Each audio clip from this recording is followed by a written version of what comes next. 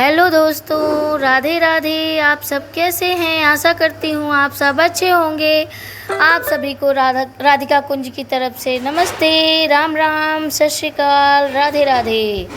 आप सब आज की कथा का बहुत ही मन से अनुभव करें और इसे सुनें, और आपको ये कथा कैसी लगी हमें ज़रूर बताएं। तो चलिए सुनते हैं श्री अनिरुद्धाचार्य महाराज जी के श्रीमुख से ये बहुत ही अनमोल कथा और बहुत ही ज्ञानवर्धक कथा। राधे राधे। और दूसरे पलड़े पर सास को रखा जाए तो स्त्रियां जवाब देंगी, बताओ किसका पलड़ा भारी होगा? सास का पलड़ा भारी होगा कि माँ का? जोर से। मैया क्या बोलती तू? किसका पलड़ा भारी है? किसका? दोनों का बराबर होना चाहिए, मतलब तुम्हारे हिसाब से चलेगा सब, है ना?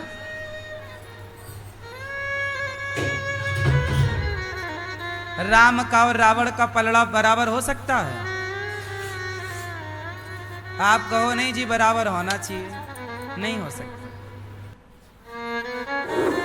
जन्म देने वाली माँ, ये बात केवल स्त्रियों के लिए है, पुरुष के लिए अलग बात होगी। पुरुष के लिए ये होगी कि पुरुष को तो उसकी जन्म देने वाली माँ का पलड़ा ही सदा भारी होगा।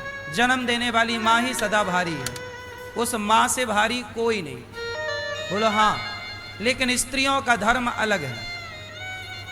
स्त्री का धर्म अलग कैसे है? जैसे पुरुष का धर्म अलग होता है और स्त्री का धर्म, दोनों का धर्म अलग अलग है। अब स्त्री का धर्म क्या है? तुम्हारी माता ने तुम्हें पाल पोस कर बड़ा किया, उसके लिए धन्यवाद। सदा आप ऋणी रहोगी अपने माँ की भी। तुम्हारी माँ है, तुम्हें जन्म दिया है, तुम्हें उसको जरूरत पड़े तो अपनी जन्म देने वाली माता की भी बुढ़ापे में सेवा करना। कई बार भाई लोग नहीं करते सेवा, निकाल देते हैं। बेटा सेवा ना करे तो बेटियों को सेवा करनी चाहिए, यही धर्म है। पर सास और माँ, स्त्री के लिए ये बात इसलिए कह रहा हूं कि तुम्हारी जो माँ है वो सिर्फ तुम्हारी माँ है, लेकिन जो तुम्हारी सास है ना, वो सास क्या है वो सुनो। आपकी सास क्या है? माँ। सिर्फ माँ है नहीं, सुनो। ये बात तुम्हारे तब काम आएगी जब तुम सास बनोगी और तुम्हारी बहू मेरा ये ज्ञान सुन लेगी, तो सोचो अपनी माँ से ज्यादा जब तुम्हारा सम्मान करेगी तो मुझे रोम रोम से आशीर्वाद दोगे। तुम इस तरफ देखो ना कि तुम्हारी बहू जब तुम्हारा सम्मान करेगी, अपनी माता से ज्यादा तुम्हें आदर देगी, तो सास खुश होगी कि नहीं? सुनो, कारण बोल रहा हूं, बिना रीजन के कोई बात नहीं करता हूं। कारण सुनो। कारण ये है कि जो सास होती है ना, वो आपके पति की मां है। सास जो है वो आपके पति की कौन है? जोर से।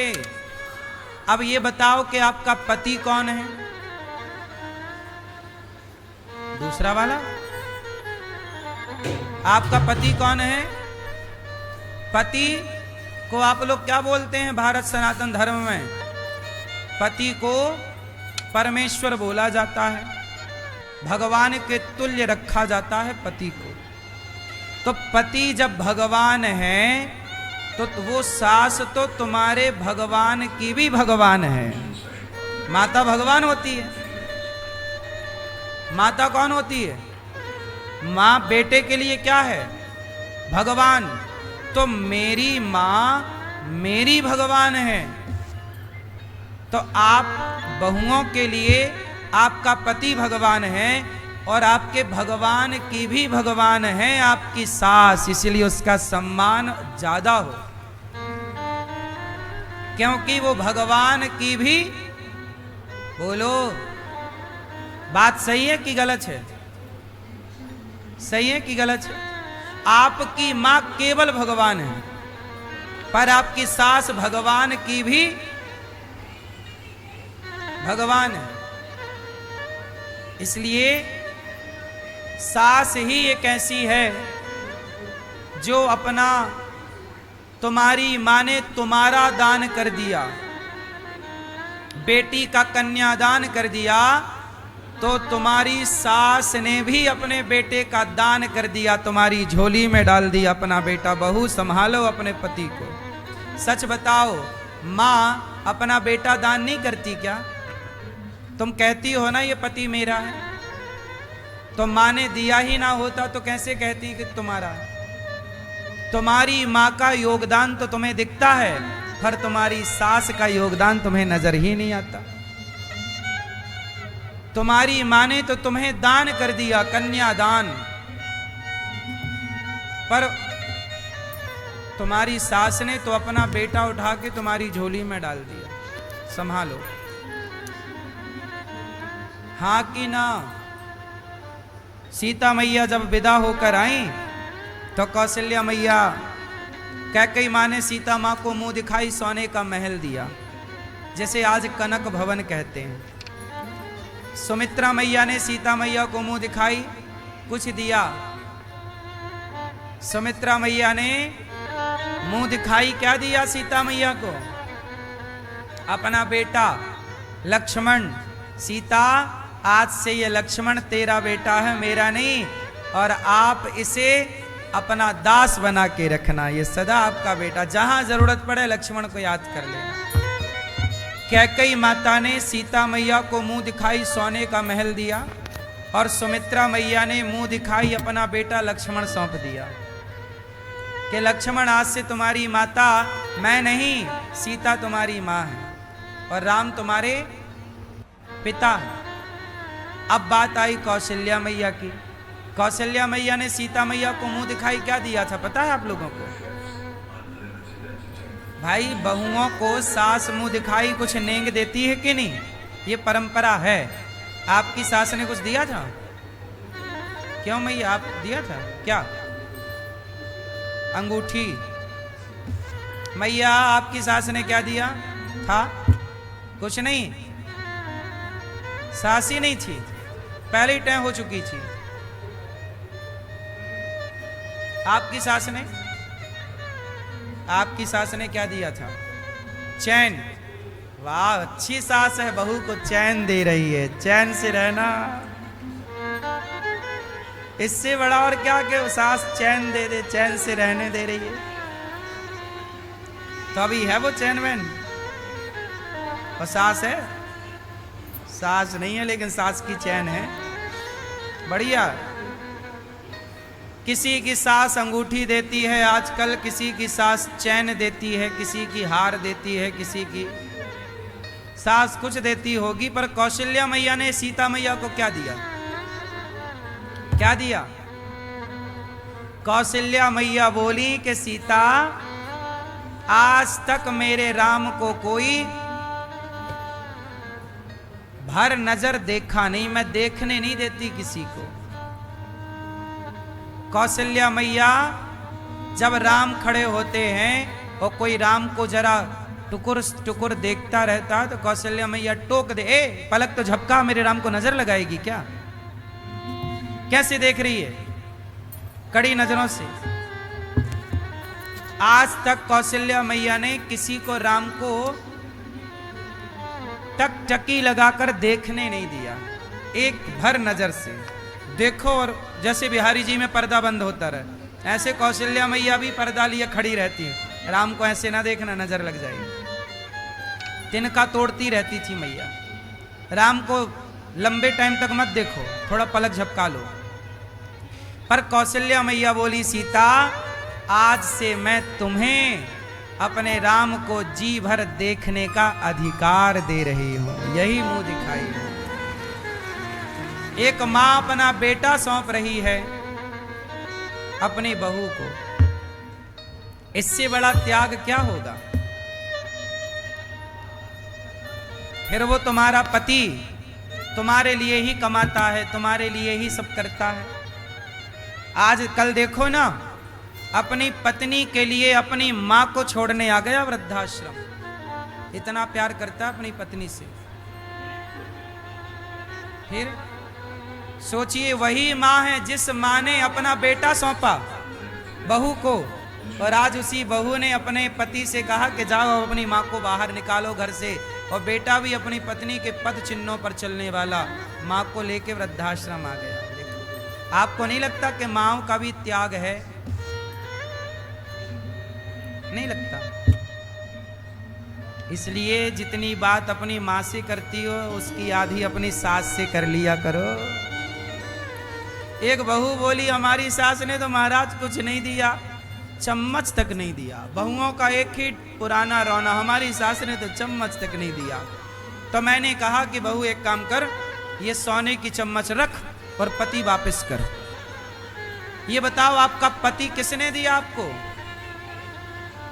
जोर से, आपका पति आपको किसने दिया? सास ने। तो काहे कहती हो कि सास ने तो चम्मच तक नहीं दिया? तो चम्मच लो, पति वापस करो। कर सकती हो?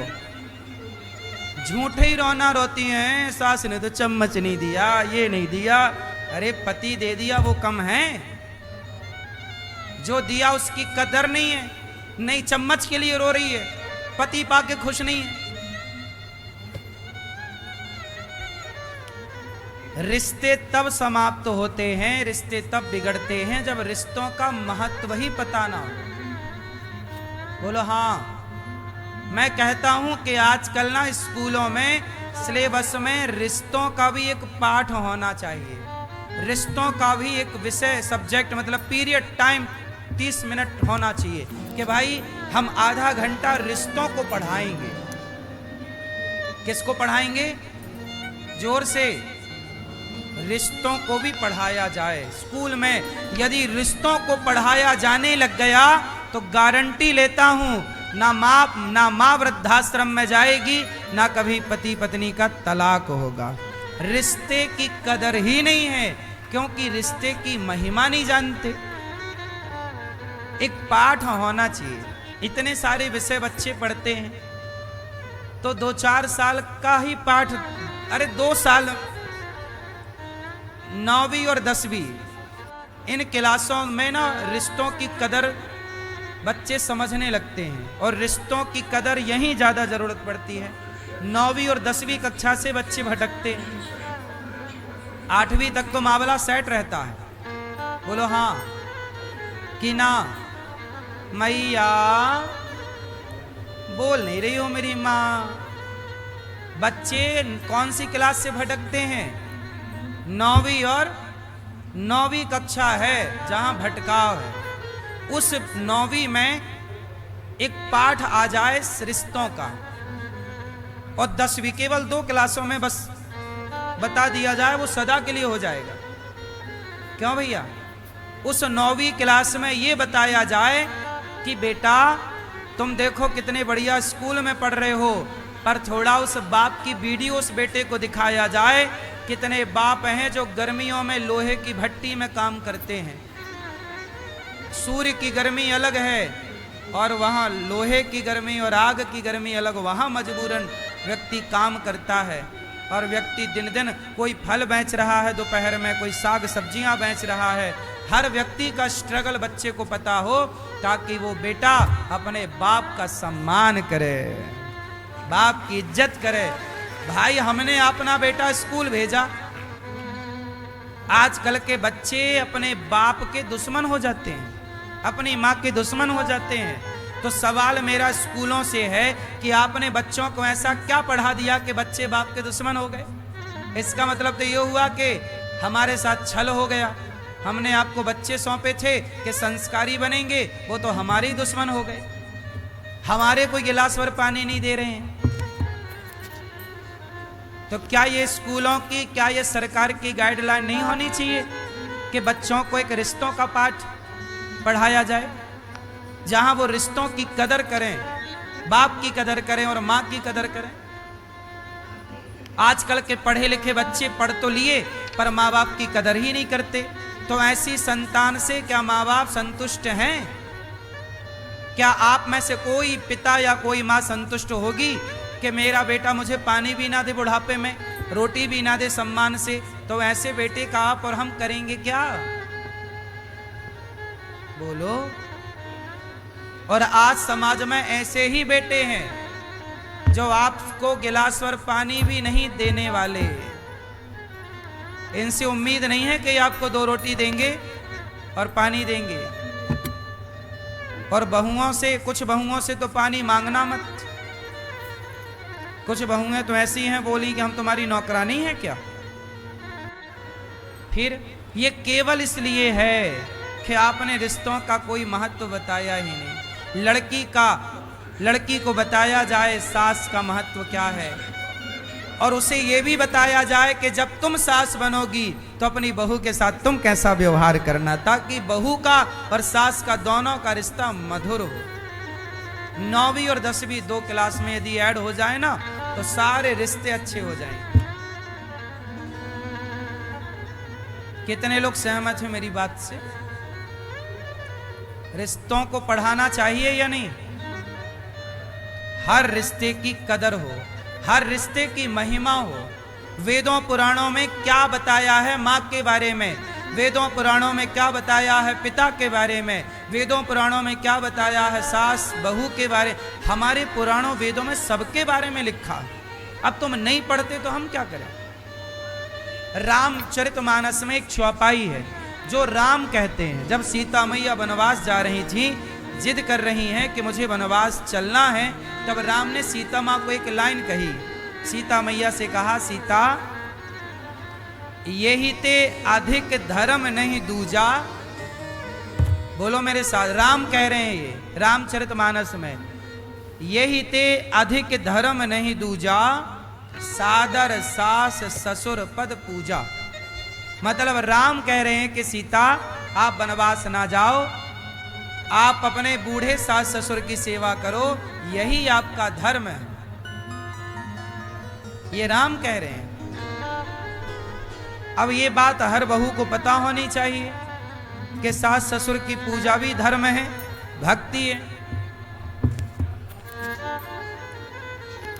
फिर वहां पर सीता मैया ने बताया कि पत्नी का धर्म क्या है, तो वो पाठ स्त्रियों को पढ़ाना चाहिए कि पत्नी का कर्तव्य क्या है। माता अनुसुईया ने जो पाठ सीता मैया को पढ़ाया रामचरितमानस के अंदर, वो पाठ स्कूल में पढ़ाना चाहिए हर लड़की को। यदि जो पाठ सीता मैया को माता अनुसुईया ने पढ़ाया, वो पाठ यदि पढ़ाया जाए तो स्त्रियां पतिव्रता ही बनेंगी। चरित्रहीन इसलिए बन रही हैं क्योंकि माता अनुसुईया का पढ़ाया पाठ किसी को याद नहीं है। क्यों भैया, बात सही है। हमारे यहां पुराणों में शास्त्रों में बहुत कुछ लिखा है, क्या पढ़ाना चाहते उस बारे में बहुत लिखा है। इतना बढ़िया काम हो सकता है ना करने से, नहीं करने से कुछ नहीं हो। मैं जो स्कूल की कल्पना लेकर बैठा हूं मस्तिष्क में, मैं कक्षा 1 से लेकर 12वीं तक एक स्कूल बनाने वाला हूं। यदि आप सबका सहयोग और आशीर्वाद रहा तो जिस स्कूल में CBSE की पढ़ाई तो होगी, बच्चे इंग्लिश मीडियम में तो रहेंगे, पर साथ ही वहां पर मैं बच्चों को अलग से संस्कार के पाठ पढ़ाऊंगा। संस्कार क्या होता है? जहां शिक्षा होगी पर साथ में क्या होगा? संस्कार। लड़कियों का धर्म पढ़ेंगी स्त्रियों का, और पुरुषों का धर्म पढ़ेंगे, क्योंकि दोनों का धर्म अलग है। स्त्री का धर्म पुरुष को भी पता हो और पुरुष का धर्म स्त्री को भी पता हो, ताकि पति पत्नी दोनों ये कह सकें अपनी पत्नी को, क्या ये तुम्हारा धर्म है?